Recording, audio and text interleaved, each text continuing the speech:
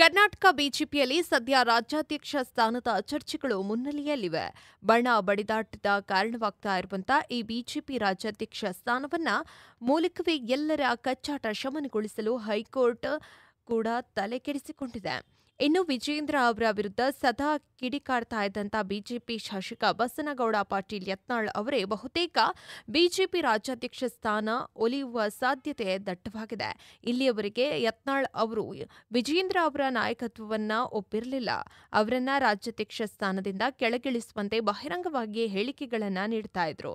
ಇದೀಗ ಅವರೇ ನೇರವಾಗಿ ರಾಜ್ಯಾಧ್ಯಕ್ಷ ಸ್ಥಾನಕ್ಕೇರುವ ಬಗ್ಗೆ ಮಾತನಾಡಿದ್ದಾರೆ.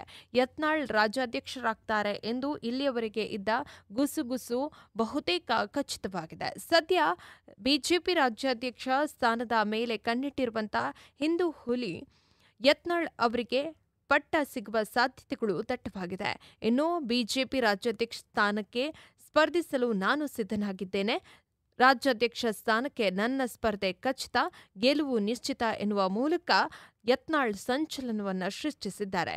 ಅಲ್ಲದೆ ಬಿಜೆಪಿ ನಿಷ್ಠಾವಂತರ ಗುಂಪಿನ ಕೋರ್ ಕಮಿಟಿಯಲ್ಲಿ ನನ್ನ ಹೆಸರು ಅಂತಿಮವಾದರೆ ಸ್ಪರ್ಧಿಸುವುದು ಖಚಿತ. ಹೀಗಾಗಿ ನಾನು ಬಿಜೆಪಿ ರಾಜ್ಯಾಧ್ಯಕ್ಷ ಸ್ಥಾನಕ್ಕೆ ಸ್ಪರ್ಧಿಸಲು ರೆಡಿ ಎಂದು ತೊಡೆತಟ್ಟಿದ್ದಾರೆ.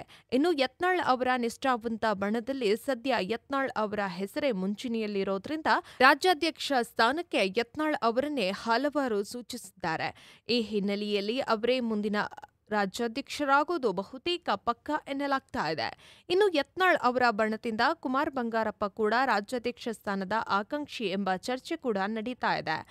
ಆದರೆ ವಿಜೇಂದ್ರ ಅವರನ್ನ ರಾಜ್ಯಾಧ್ಯಕ್ಷ ಸ್ಥಾನದಿಂದ ಕೆಳಗಿಳಿಸಲು ಈ ಬಣ ಅಖಾಡದಲ್ಲಿ ತೊಡೆ ತಟ್ಟಿದ್ದು ಯತ್ನಾಳ್ ಅವರೇ ರಾಜ್ಯಾಧ್ಯಕ್ಷರಾಗುವುದು ಸೂಕ್ತ. ಅವರಲ್ಲಿ ಆ ಸಂಘಟನಾ ಶಕ್ತಿ ಇದೆ ಎಂದು ಹಲವಾರು ಬೆನ್ನಿಗೆ ನಿಂತಿದ್ದಾರೆ. ಈ ಹಿನ್ನೆಲೆಯಲ್ಲಿ ಯತ್ನಾಳ್ ಅವರು ಕೂಡ ವಿಜೇಂದ್ರ ವಿರುದ್ಧ ಅಂದಿನಿಂದ ಜಿದ್ದಾಜಿದ್ದಿಯಲ್ಲಿದ್ದು, ಒಂದು ವೇಳೆ ಈ ಬಣದಿಂದ ಹೆಸರು ಅಂತಿಮವಾದರೆ ಅದು ಯತ್ನಾಳ್ ಅವರದೇ ಆಗಿರಲಿ ಎಂದು ಹೇಳಲಾಗ್ತಾ ಇದೆ. ಇನ್ನು ಯತ್ನಾಳ್ ಅವರೇ ಈಗ ಖುದ್ದಾಗಿ ನಾನೇ ರಾಜ್ಯಾಧ್ಯಕ್ಷ ಸ್ಥಾನಕ್ಕೆ ಸ್ಪರ್ಧಿಸೋದು ಖಚಿತ, ಗೆಲುವು ನಿಶ್ಚಿತ ಎನ್ನುವ ಮೂಲಕ ರಾಜ್ಯಾಧ್ಯಕ್ಷ ಸ್ಥಾನಕ್ಕೇರುವ ಹುರುಪಿನಲ್ಲಿದ್ದಾರೆ.